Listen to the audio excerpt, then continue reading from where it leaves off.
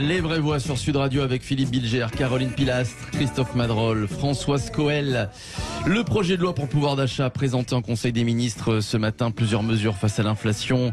Je vous donne les principales mesures. Une aide d'urgence à la rentrée d'un montant de 100 € par foyer, 50 € supplémentaires par enfant, évidemment à destination des ménages les plus modestes, 9 millions donc de ménages. Parmi les autres mesures, une aide spécifique pour les Français utilisant de manière intensive leur voiture dans le cadre de leur travail. Voilà, une aide carburant. Le gouvernement pourra-t-il redonner du pouvoir d'achat aux Français? Est-ce que vous faites confiance au gouvernement pour lutter contre l'inflation? 0826 300 300 pour réagir. Vous votez sur les réseaux sociaux, vous dites non à près de 75%. Philippe Bilger, donc Caroline Pilastre, Françoise Coel, Christophe Madrol et Pascal Delima qui est avec nous. Bonsoir. Bonsoir. Bonsoir Pascal Delima, vous êtes économiste, comment vous accueillez ces principales mesures? Est-ce qu'on va dans le bon sens? Ce sont des mesures ciblées, mais qui restent des mesures ponctuelles, comme d'habitude. Donc, très bien ciblées, ok, parfait. On fait une espèce de d'émiettement de la politique économique aujourd'hui, avec plein de petites mesures. Bon, très bien. Il faut, parce qu'il y a une situation qui est une situation d'urgence pour certaines catégories de la population, on est bien d'accord là-dessus. Il y a presque pas de débat, c'est forcément utile, c'est forcément bien à court terme, ça soulage forcément. Mais voilà, maintenant je suis beaucoup plus sceptique sur la question des prix sur le long terme, la question des prix pour tous sur le long terme et la question de l'économie sur le long terme. Là, c'est autre chose. Alors, par exemple, pour l'aide carburant, évidemment destinée à ceux qui ne peuvent pas se passer de leur voiture pour travailler, ça c'est une aide ponctuelle, mais qui va durer, dit-on, le temps que le carburant est à plus de 2 €. On imagine mal le prix du litre de l'essence baisser, Pascal Delima, ces prochains mois. Il y a plusieurs facteurs. Bien évidemment, l'incertitude de la guerre en Ukraine, bien évidemment, l'incertitude de la gravité de cette guerre qui peut jouer aussi. Il y a une guerre, mais elle peut s'amplifier, être encore plus grave, être encore plus menaçante. L'incertitude aussi sur notre capacité à nous tourner vers d'autres façons de s'approvisionner que vers ces zones géographiques. L'incertitude économique aussi qui est maintenant de plus en plus forte, de plus en palpable du côté des investisseurs. Tout ça, ça crée de l'inflation et ça pousse les prix de l'énergie à la hausse. Donc 18 centimes, très bien, c'est prolongé, très bien. Tout ça, c'est très utile. Tout ça, c'est très bien pour tout le monde aussi, en l'occurrence ici. Et pour les foyers les plus modestes, bien évidemment. Mais je suis pas certain que des petites mesures puissent affronter le flot d'aléas qu'il y a et qui doivent être résolus au niveau international. Alors vous, en tant qu'économiste, Pascal Delima, qu'est-ce que vous auriez suggéré à Emmanuel Macron? Mais très modestement, là, on voit ce qui est fait. On a bien compris, remise des carburants, ok, prime de transport, ok. Bon, vous l'avez dit, l'indice des fonctionnaires, etc. Il y a un projet de loi actuellement qui d'ailleurs va être pas facile non plus à voter parce qu'il y a d'autres mesures qui vont peut-être être votées, mais il y a l'incertitude parlementaire aujourd'hui qui joue aussi. Moi, je dirais simplement qu'il y a la politique économique qu'on ne fait plus et qui concerne tout le monde, baisser les charges salariales, construire le monde de demain en intégrant la Startup Nation équitable dans le ministère de l'économie, tout à fait, car je crains que malheureusement on n'anticipe pas assez les emplois de demain, les mesures de demain et le pouvoir d'achat. C'est pas que ces mesures-là, c'est aussi les métiers de demain et les métiers, le journaliste de demain aussi. C'est aussi comme ça qu'on arrive à créer de la valeur. Et c'est ça, ça va impacter tous les métiers. Et là, il y a plein de choses à faire et c'est fascinant et c'est passionnant. C'est une autre façon de faire de l'économie, un peu recréer ces espèces de communaux comme il existait avant, les communaux de l'énergie, où on peut s'échanger de l'énergie pratiquement au niveau le plus individuel possible. Il y a un paquet de choses à faire sur la transition écologique et économique. C'est ça, à mon avis, qui est le plus fort. Il y a les investissements 30 milliards du gouvernement Macron. J'ai pas dit qu'il n'y a rien qui est fait, mais il faut vraiment penser aux deux, le concret et en même temps le long terme. Voilà. Alors, je vais demander l'avis de nos vraies voix. Philippe Bilger. Alors Pascal, je suis un peu gêné, aimablement dit, parce que à la fois vous êtes l'économiste et donc on a le droit de vous contredire, mais vous intervenez si souvent à Sud Radio que vous devenez un ami. Là, on n'a plus le droit de vous contredire. Ça devient un peu compliqué. Non, mais pour rester sérieux, j'ai bien compris que vous validez, mais sans enthousiasme, les mesures ponctuelles du gouvernement, et je vous comprends. On n'a pas pas de raison de les décrier par principe, mais pour bien comprendre quelles seraient les mesures structurelles, la mesure structurelle que vous auriez choisie aujourd'hui si vous étiez en charge des problèmes français. Alors, moi, j'aurais choisi les charges salariales, l'abaissement des charges salariales, parce qu'on a un impact sur le pouvoir d'achat global, sur tout le monde, et aussi, évidemment, sur les populations en précarité, accompagnées par une augmentation de certaines prestations sociales. C'est tout. J'augmenterai les prestations sociales principales, handicap, vieillesse, et je baisserai les charges salariales. Voilà, pour être très très clair, pour apporter du pouvoir d'achat. Le pouvoir d'achat, c'est la consommation ensuite, c'est 60% du produit intérieur brut. La consommation, c'est les profits, c'est les salaires, et c'est le cercle vertueux.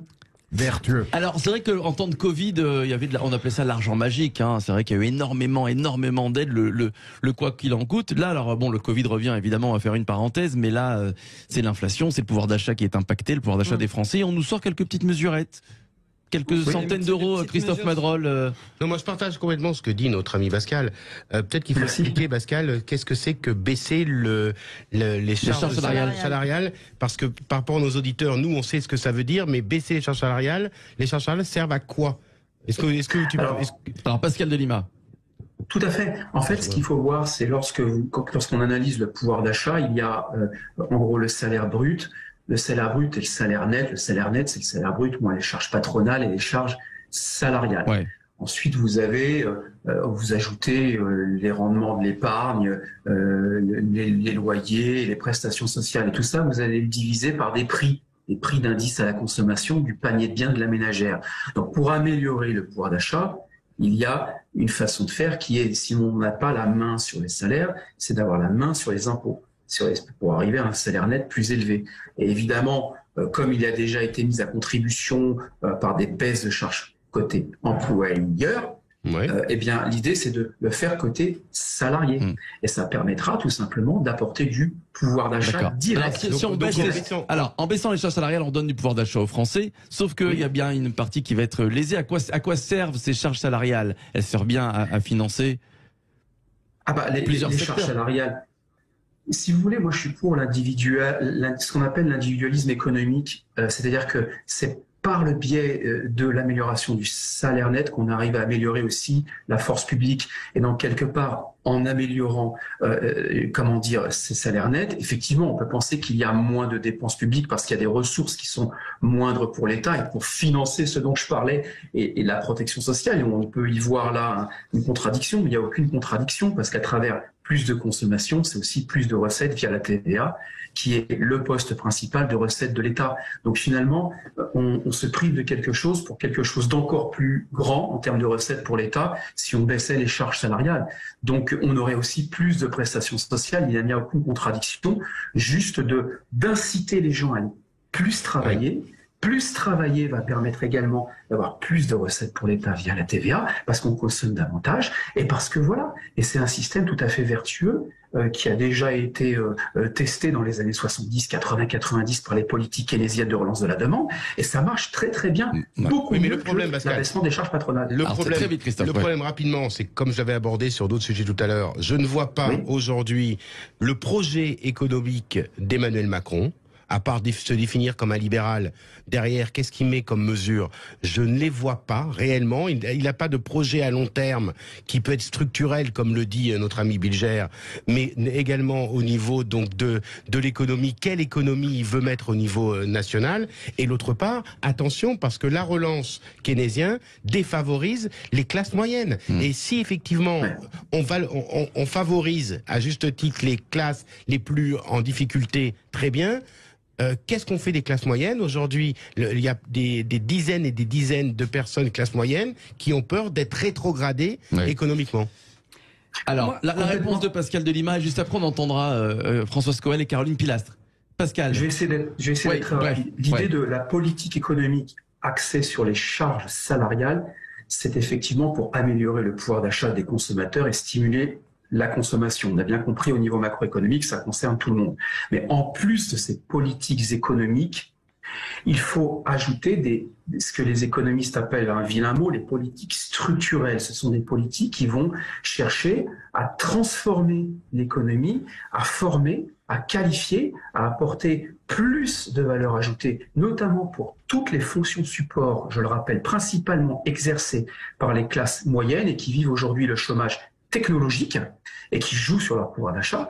Et donc là, on a une solution par le biais du dynamisme personnel et des subventionnements d'État, mais à la qualification, à la formation professionnelle et à la lutte contre la précarité technologique, j'insiste sur le mot technologique, dont tous ces grands indicateurs de l'INSEE sur le pouvoir d'achat appréhendent extrêmement mal. Alors, un mot, on vous écoute, Françoise Coel, et juste après Caroline Pilastre. Merci Philippe, merci Pascal, pardon, et merci Philippe.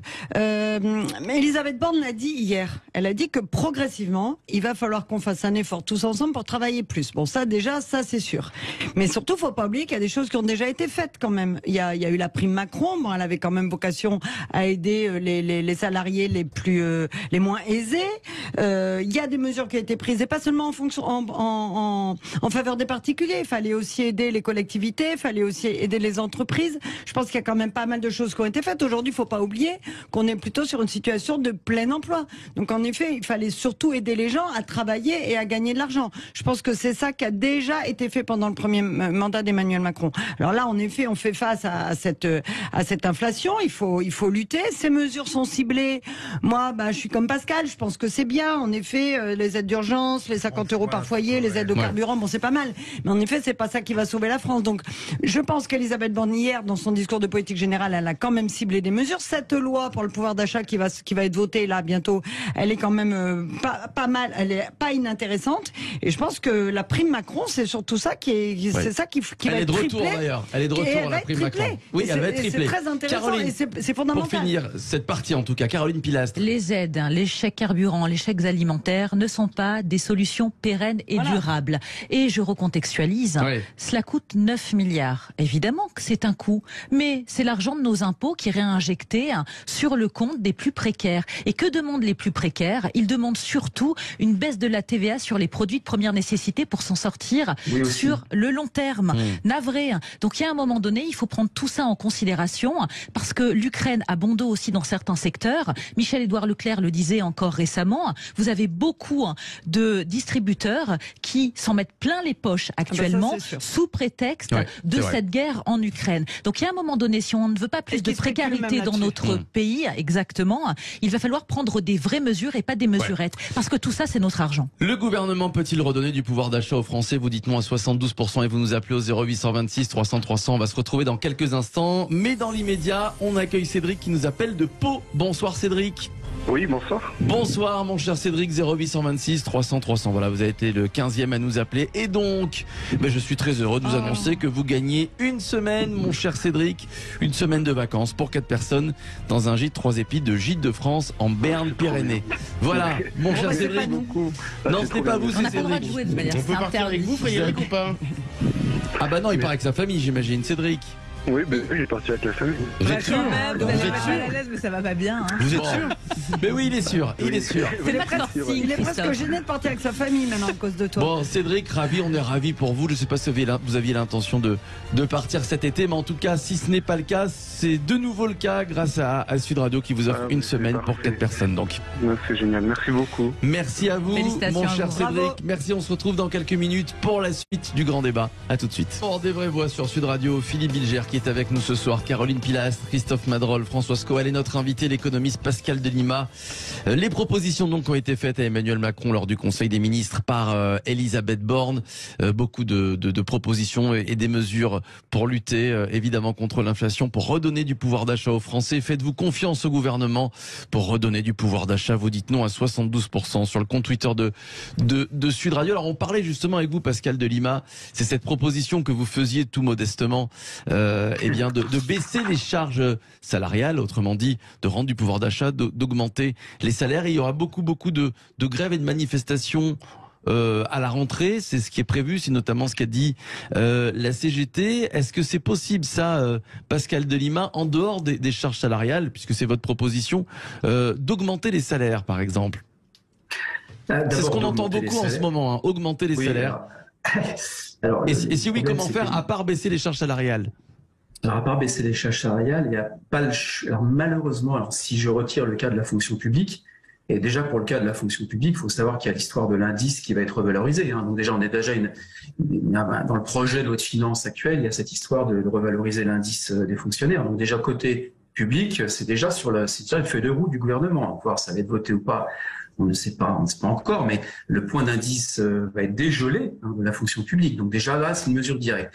Pour l'économie privée, malheureusement, je ne vois pas de solution si ce n'est le carnet de commandes et si ce n'est la croissance économique. Si vous voulez, on ne décrète pas une entreprise, sauf le SMIC qui est légiféré, on ne décrète pas les salaires, le SMIC peut-être, mais on ne décrète pas les salaires des différents postes de l'entreprise. Si vous voulez, c'était en débat Macron-Le Pen et pour le coup, je ne comprenais pas non plus la proposition de Marine Le Pen qui consiste. La CGT par exemple demande de mieux partager les bénéfices, de redistribuer, la redistribution. Ouais. Intéressant. Alors, la redistribution, tout à fait, c'est une autre façon de voir. Effectivement, quand on regarde comment est composé le pouvoir d'achat, on a aussi, vous avez tout à fait raison, les dividendes aussi, les assurances vie, l'intéressement. Donc l'intéressement en particulier peut faire partie des mesures des entreprises. On peut légiférer là-dessus, ça c'est vrai. Mais sur le salaire au sens propre, tout ça c'est joli, l'intéressement, etc. Mais c'est pas la trésorerie qui fait payer un crédit et qui fait vivre une famille, si vous voulez. C'est le salaire et c'est tout. Et là, c'est de la négociation. C'est quelque chose qui est quand même relatif au monde des entreprises. Philippe Bilger. Pascal, j'aimerais avoir votre point de vue sur une interrogation que on a souvent et que les économistes ne partagent pas forcément.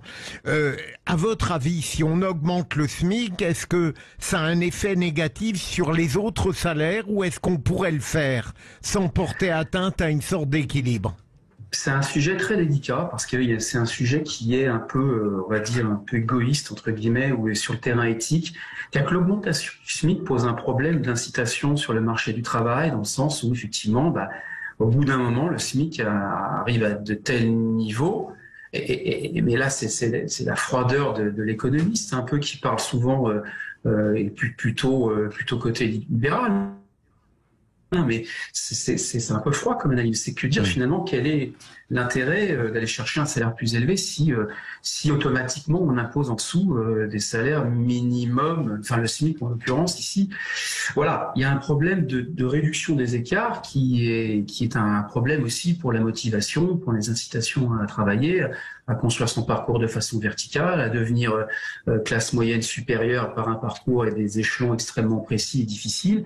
Si tout ce qui est en dessous monte automatiquement sans quelque chose qui s'appelle l'envie de construire son parcours, il y a aussi un problème pour ceux qui sont juste au-dessus et qui l'ont construit.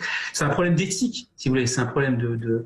Bon, maintenant, pour les questions, je suis tout à fait d'accord sur la question de très très grande précarité, où là, il faut une intervention tout à fait délibérée. Ouais. Voilà. Allez, Caroline Pilastre. Quelques nuances, quoi. Et juste après, Christophe Madrol. Et pour terminer, Françoise Coel. Il nous reste 2 petites minutes. Oui, Caroline très rapidement, Pilastre. on nous parle de récession à la rentrée, donc c'est assez inquiétant. Et en même temps, de ne pas creuser la dette abyssale.